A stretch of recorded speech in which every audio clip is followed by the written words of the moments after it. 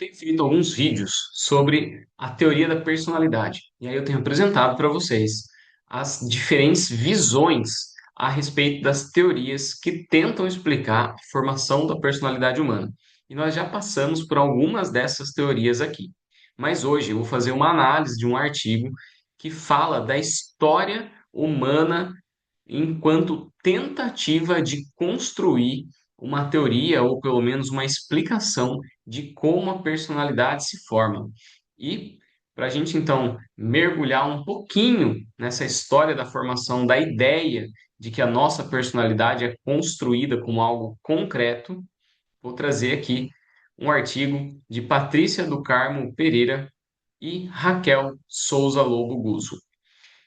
O artigo se chama Diferenças Individuais, Temperamento e Personalidade. Importância da teoria.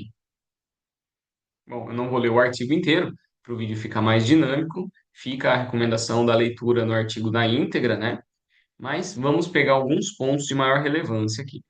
Começando aqui no artigo, essas autoras vão trazer que já na Grécia Antiga a gente tinha Hipócrates, lá em 5 ou 4 antes de Cristo, né? Ele é conhecido como o pai da medicina e ele vai desenvolver então a teoria dos humores corporais. Então, o Hipócrates, ele vai deduzir aí que existem 4 elementos primários, né, do universo que seriam terra, ar, fogo, água, muito do que você já deve ter visto em vários filmes de ficção, de questões de bruxaria, celta, etc, né? Tudo que envolve magia, de uma certa maneira, traz esses elementos e não é à toa. A gente tem aí um importante nome da filosofia e aí, né, da história, inclusive da medicina, dizendo que tudo vem então desses 4 elementos e a partir deles daria aí para criar tudo, né? E aí esses elementos teriam então as qualidades como calor, frio, úmido e seco, tá? E aí isso foi relacionado aos 4 humores corporais, tá aqui, né? Que seria o sangue, fleuma, bile branca e bile negra. Então, baseado na teoria de Hipócrates, né? E aí a gente vai ter Galeno, que veio lá bem depois do Hipócrates, mas que vai tentar explicar uma série de questões humanas, vai desenvolver a primeira tipologia do temperamento.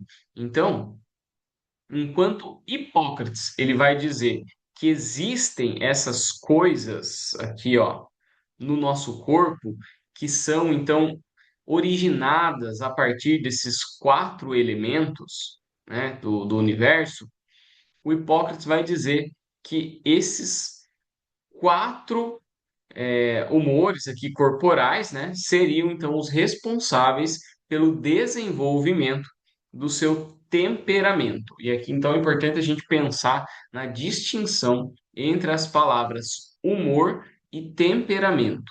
São coisas parecidas, paralelas, mas não idênticas. Temperamento é a maneira como você se comporta usualmente, né? O humor é algo mais momentâneo, vamos dizer assim. Então, para Hipócrates, o seu humor vai depender dos níveis corporais que você está quando a gente analisa, por exemplo, o sangue, o fleuma, etc, né? Então, se você está com o sangue muito alto no seu corpo, aí você vai ter um tipo de humor naquele momento. Se está com o sangue baixo, aí você vai ter outro tipo de humor. E o Galeno então vai dizer que a partir disso haveriam os temperamentos, ou seja, algumas pessoas teriam com maior constância ou naturalidade maior quantia de uma coisa ou outra. E aí ele vai dizer que existem, ó, 9 temperamentos, né? 4 temperamentos primários relacionados à dominância de uma das 4 qualidades descritas por Hipócrates, 4 temperamentos secundários derivados do pareamento entre as qualidades e um temperamento resultado da mistura estável das 4 qualidades considerado como o temperamento ideal. Então, existe lá os quatro que o Hipócrates trouxe, tá? E aí depois você vai ter outros que vão ser derivados desses quatro. Então, vamos pensar, por exemplo, no sangue e no fleuma. Então, tem sangue, fleuma e já dá dois. Aí depois dá para você derivar pelo pareamento do sangue e do fleuma e ter mais um. E aí, por aí vai, até chegar em oito. E aí, então, teria um nono, que seria o temperamento ideal, que seria a média de tudo isso, né? Bom, esses quatro temperamentos primários é algo importante da gente descrever, né? Porque ele vai ser muito importante tanto para o Hipócrates quanto para o Galeno e também para a filosofia de maneira geral, que seriam eles, né? Na verdade, são os humores, né? Predominantes no corpo. O tipo sanguíneo, caracterizado por tipos atléticos e vigorosos, nos quais o humor corporal predominante era o sangue, né? E aqui, gente, vai percebendo, sabe? Os tipos aqui, ó, e o que cada um faz, né? Atlético, vigoroso, porque vocês vão perceber que essa mesma concepção vai aparecer em vários outros autores ao longo da história da humanidade. Então, primeiro aí, sanguíneo, né? Que teria aí como predominância o sangue, e aí vão ser indivíduos mais vigorosos. Depois, colérico, indivíduos facilmente irritáveis, que teria então relação com a bilha amarela, né? A galera que estoura fácil. Depois, melancólico, que seriam os indivíduos tristes e tal, né? Que vai ter um excesso aí de bile negra, aquela galera que fica mais retraída, mais quieta na dele. E por fim, o fleumático, que é aquele povo sempre cansado, lento, sabe? Que não tá muito afim de nada. Então, é por aí.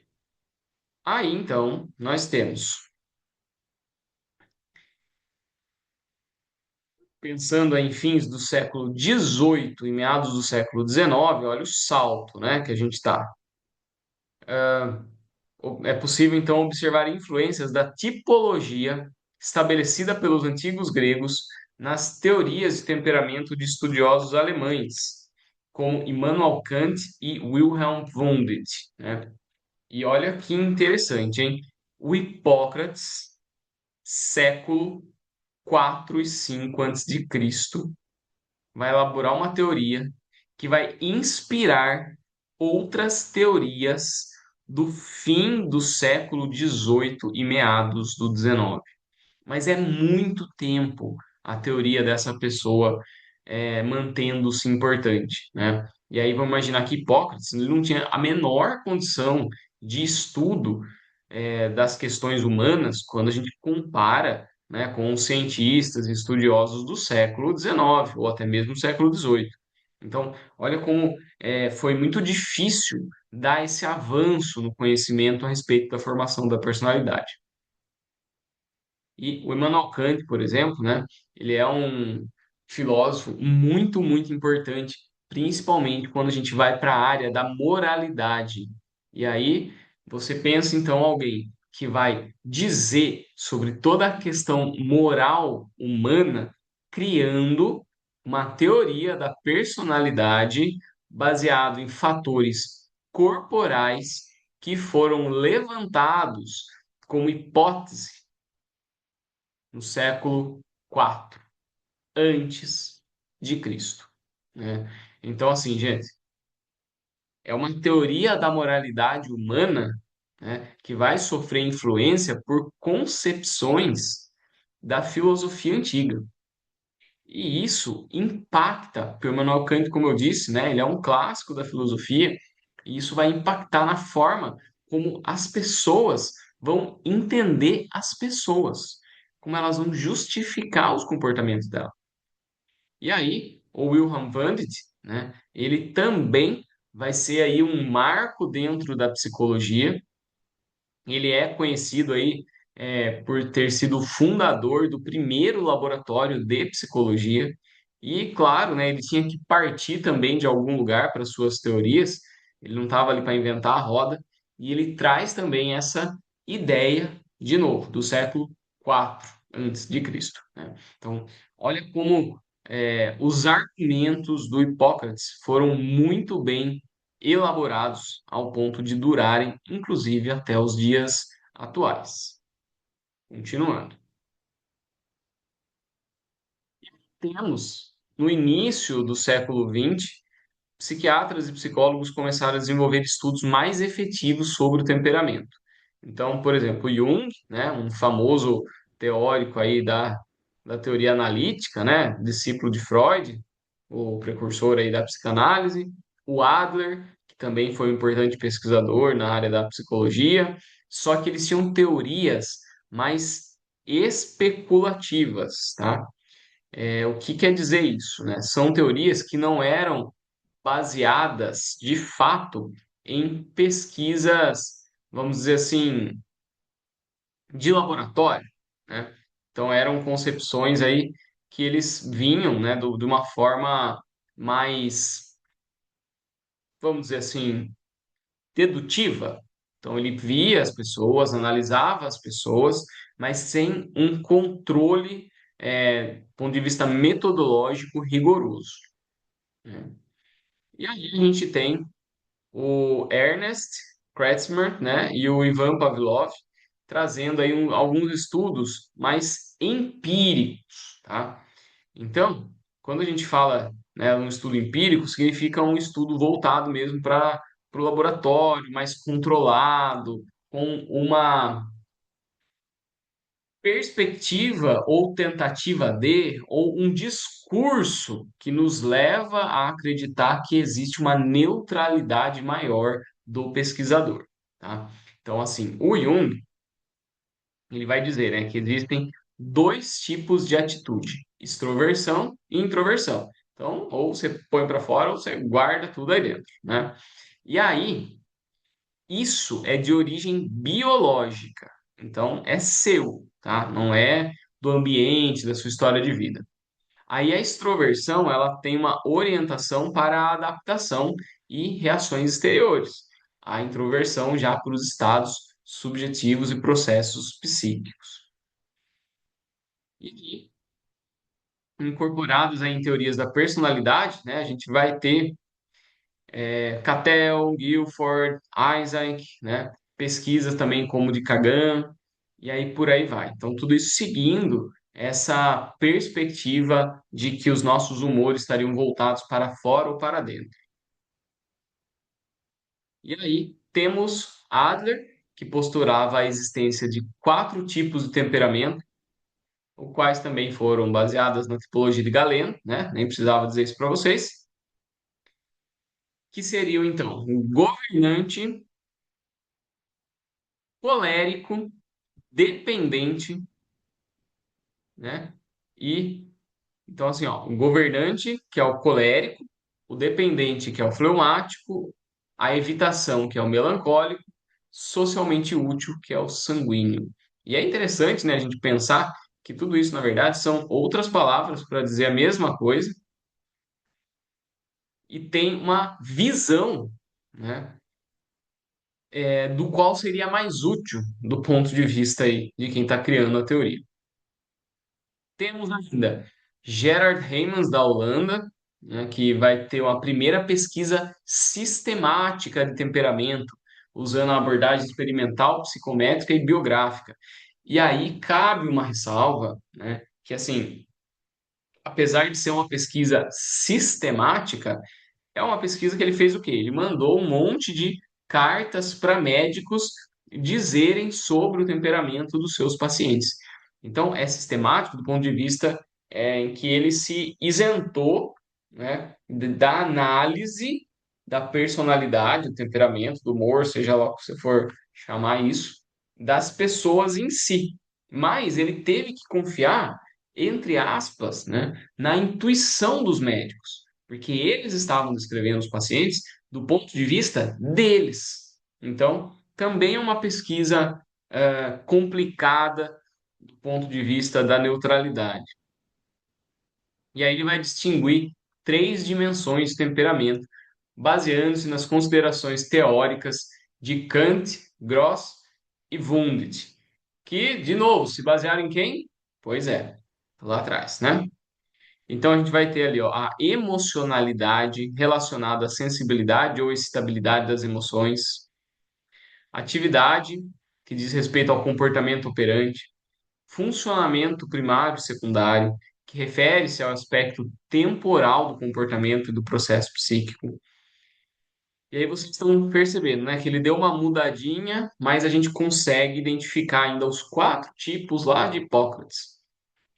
Essas dimensões deram origem à tipologia de temperamento de Hemans, composta por oito tipos de temperamento, que seria o amorfo, apático, nervoso, sentimental, sanguíneo, fleumático, colérico e apaixonado.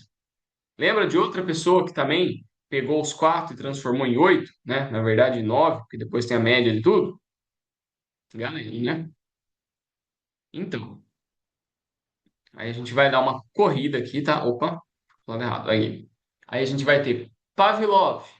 Ele vai dizer que o tipo do sistema nervoso era uma característica inata e relativamente imune às influências ambientais. O Pavlov ele ficou muito conhecido porque ele fez pesquisas com cachorros, né? Inclusive algumas pesquisas que hoje o Comitê de Ética de Animais aí não aprovaria.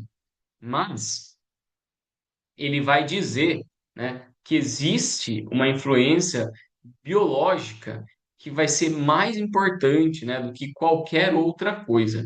Então, é como se você nascesse, tá, com os seus temperamentos. Ele vai dizer, olha, eu fiz pesquisa em cachorro, mas, né, no humano funciona da mesma forma, só que tem uma palavrinha diferente aí. Então, ele vai dizer, ó, que é um sistema nervoso, tá vendo? É uma questão biológica mesmo. Então, você vai ter a pessoa que é fraca ou melancólica, né? Você vai ter a pessoa que é forte, e aí o forte vai ser o não equilibrado, que são os coléricos, ou os equilibrados, que seriam os sanguíneos, né, o móvel aí, ou os fleumáticos, que é o inerte. Mesma coisa do Hipócrates, né? Dando uma corrida, porque aqui, gente, vale a pena a leitura, porque vocês vão ver, ó, outros autores, outros momentos, e no final das contas, tudo vai remeter ao Hipócrates. E, inclusive, dentro dessa teoria do Hipócrates, existe muita explicação para as personalidades da astrologia, tá? Dos signos e tudo mais, tá? Então, vale a pena essa leitura. E aqui eu só queria trazer para vocês, né, que existe um termo muito famoso aí, que é o dos Big Five, que são, basicamente, vou usar as palavras aqui das autoras, né, a taxonomia das características de personalidade. Ou seja, né, é uma teoria que tem ganhado muita relevância quando se fala, né, do comportamento das pessoas. E aí o que o Big Five vai dizer? Ó, vamos contar. Extroversão, agradabilidade, conscienciosidade, estabilidade emocional e cultura, né? Seriam aí as cinco coisas, né, para facilitar o vocabulário ou, né, o, as influências aí que trariam para sua personalidade ser o que ela é, tá? Mas também, como as próprias autoras falam, né? A gente não pode considerar isso como uma verdade absoluta, porque as pesquisas relacionadas aí a esses aspectos consistem principalmente em especulações e hipóteses, né? Então, não dá para a gente dizer que realmente e o quanto cada um desses pontos aí vai fazer com que a sua personalidade seja como ela é, tá? Tudo isso é uma especulação, é um levantamento, é uma hipótese, é uma ideia, é uma teoria. Nada disso é uma lei humana. E aí, por isso, então, que eu defendo a ideia de que cada pessoa deve ser avaliada individualmente.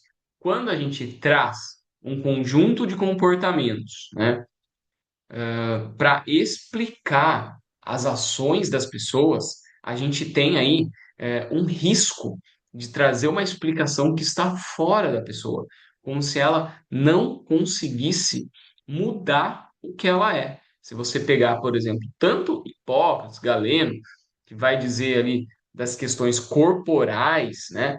Tanto Pavlov, por exemplo, que vai trazer do sistema, ele só tirou, né, dessa parte do corpo e colocou nessa aqui, né? E tudo isso é corpo. Então, não é como se você fosse ser a sua vida inteira como você é hoje. As pessoas mudam e disso todos nós sabemos. Algumas com um pouco mais de facilidade, outras com um pouco menos, mas todos nós somos um a cada dia que passa, um pouco mais diferente ou um pouco menos diferente do dia anterior, mas com certeza uma pessoa nova.